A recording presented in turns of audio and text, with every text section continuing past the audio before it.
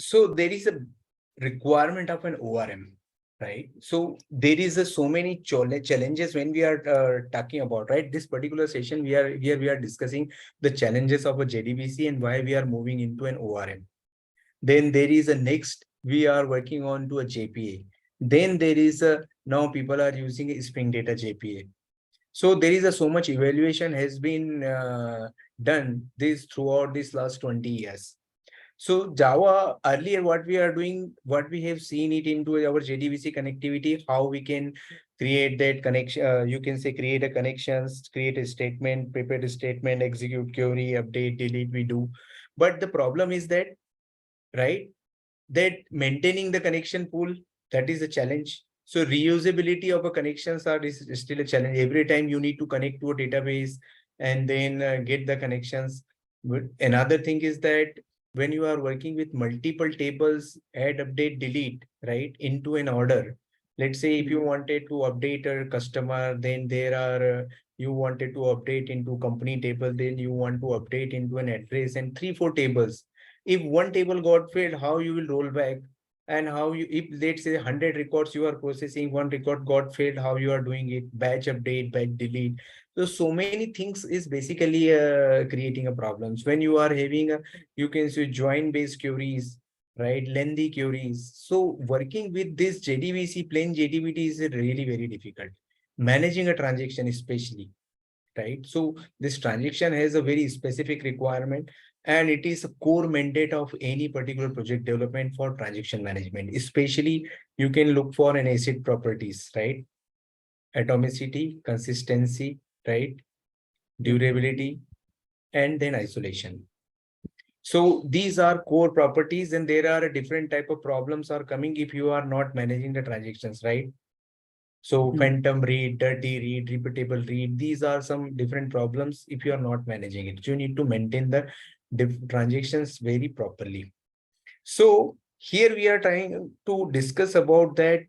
First thing is ORM. So ORM also have a much more additional facilities also, I will give it to you. So what we are doing, rather than to work on these SQL queries and all these things, we work on the Java object, right? And this ORM, object relationship mapping, this particular framework will take care directly working on the database. So if we will just save the data in Java objects, it will be automatically saved into a database. So if you have a database table, let's say company, you will have a company class also. Number of columns, let's say company ID, company name, and company location. If let's say 3 column you have in your database table, there is a 3 column you will have into your Java class.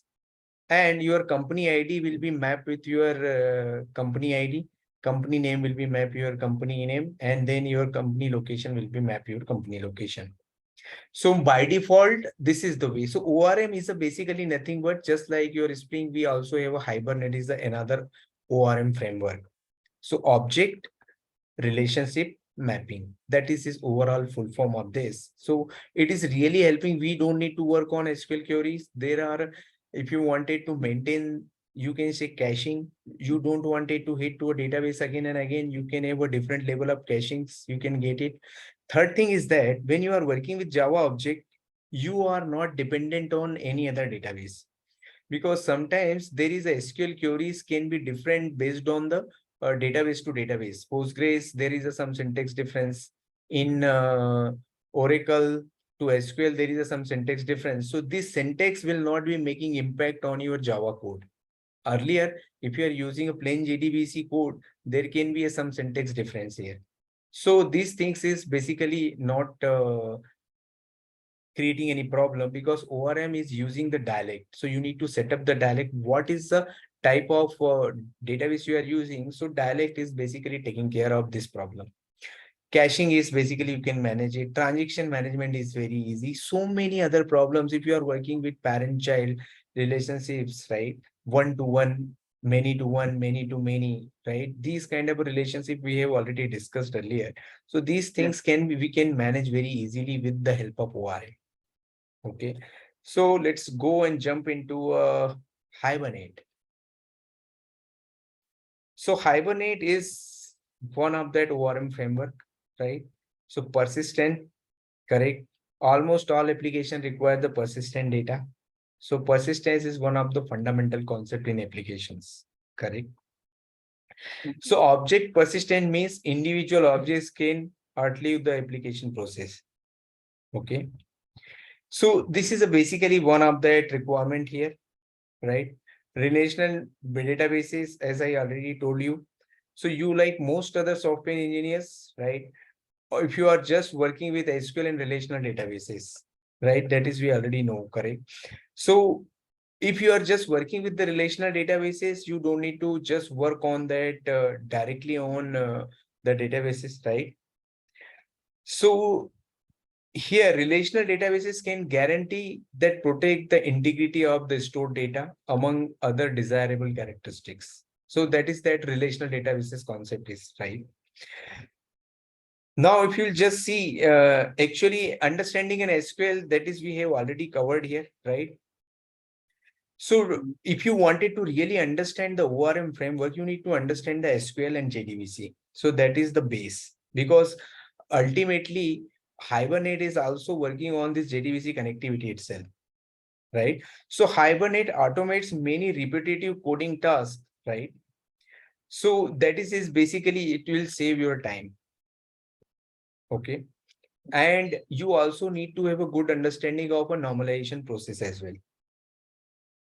Okay. So SQL in Java, these things we already discussed here, correct? As of now in our JDBC connectivity and APIs, correct? Yeah. So idea is that persistence is the main core requirement when we are working in Java application or web-based application. We wanted to store and save the data in somewhere. So earlier we used to save the data. This is also we discussed when we discuss about the databases, right? What is the requirement of a databases and what is the requirement of RDBMS, relational databases? And we have also discussed the anomalizations as well, correct? So these things are basically making that much more structured data, right? Now, there are some problems, right? Paradigm mismatch, subtypes, identity associations, problem of the granularity, data navigations, different add, update, delete, changing the date. So these are some problems, right? Which is basically which we are facing when we are working with the JDBC connectivity directly. So as I told you, right, managing the connections, then there is a no caching is available. Every time you need a data, you need to hit it, correct? If you wanted to hit the database, and this every database calls is basically an overhead on the applications, and that is also impacting heavily the performance. So major the performance improvement generally people are doing on this layer, ORM and the Java database connectivity layer, and also how we are maintaining the caching. So there are so many performance issues basically you can take care here. Okay. So that is so many problems, right? If you are maintaining any other relationship data, like where you have one to many relationship, one to many, one to many to one, or many to many, like that. So in that scenario, also you will work and you will face so many challenges when you are working with the JDBC. I told you, right? If you are working into a company has some employees, some address, and then there are some products and departments into a company. If you are updating a data into a one particular query, or from the one particular screen, you are doing so many changes, then it is really creating a problem here. So we moved into an ORM. So in a nutshell, object relationship mapping is automate the persistence of an object in Java application. So we will basically work into a Java objects and it will be reflecting to your databases. Okay, like that. So we have that is the overall requirement, and Hibernate is basically helping us. Correct. So advantages of Hibernate: productivity, maintainability, automate ORM with the Hibernate, reduce the line of codes, make a system more understandable and easier to refactor. And also there is so many configurations and optimization activity you can do for performance. Then there is you don't need to write so much code for creating a connections, managing transactions, all these things, right? So these Hibernate also provides the buffer between the domain model and the SQL schema. Okay. and insulating each model from the minor changes to others. Okay, so this is another advantages. Productivity, some these things we have already discussed here. You can also understand, right? So there are, I already discussed that top down and bottom up approaches in earlier, right? Top down, you discussed design the web pages and coming to a down till the database.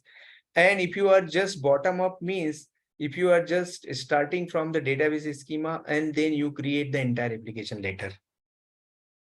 Correct.